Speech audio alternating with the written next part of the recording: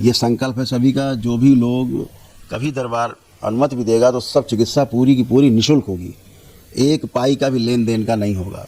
जितने भी दरबार के भक्त हैं इनका संकल्प है, जो भी आगे इस विद्या में आगे बढ़ रहे हैं उनका संकल्प है, दरबार ने पहले से करा रखा है, एक भी रुपया किसी से किसी भी प्रकार का नहीं ग्रहण करेंगे, अन्यथा लेने वाले के साथ साथ देने वाला भी दोषी है, ये भी ध्यान रखो। बजाय ठीक होने की ने कहा था कि कृपा, गुरु कृपा मिलती नहीं, गुरु कृपा छीन ली जाती है, गुरु कृपा छीनी जाती है, गुरु कृपा करता नहीं, देता नहीं, ये बात सही है। लेकिन छीनने की भी तो कोई विधि होगी कि केवल बस गए और कोई रुपया पैसा जो आप छीन ले गए।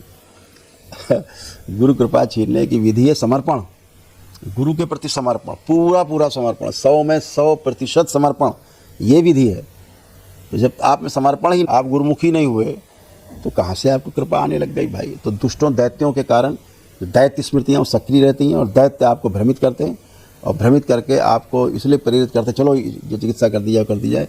दैत्य आएंगे, दैत्य करेंगे और आप दैत्यों में फंसेंगे और दैत्य स्मृतियों में आप और आपका परिवार नष्ट होगा। इसको कोई नहीं बचा सकता, इस बात को ध्यान रखिएगा। ये तंत्र है, बच्चों का खेल नहीं है, ये इस बात को हमेशा ध्यान रखो। ये ज्वालामुखी है, ये केवल अलाव नहीं जल रहा है होली का, ये आप दाएं बाएं चक्कर काट के निकल गए, ये ज्वालामुखी है, इससे बच के रहना है।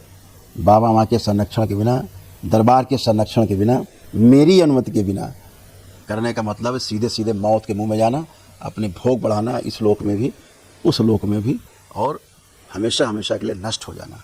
बड़ी बड़ी देव शक्तियाँ भ्रमित हो जाती हैं, ये तो दैत्य हैं। तो आप सभी लोग होशियार रहें। और मुझे बराबर जानकारी मिल रही है, कुछ लोग झाड़ फूक टोना टोटका चालू कर दिए।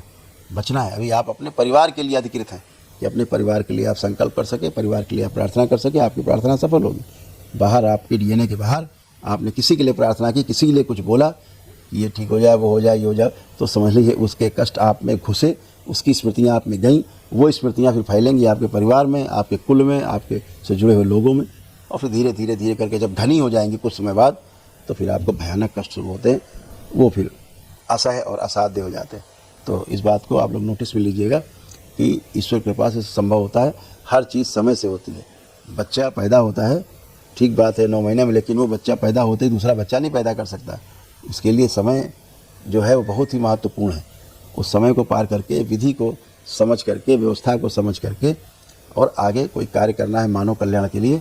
अगर आप में ऐसी भावना नहीं है, बहुत जल्दबाजी है, तो फिर आप ही जाने और आपके भाग्य जाने, आपके कर्म जाने।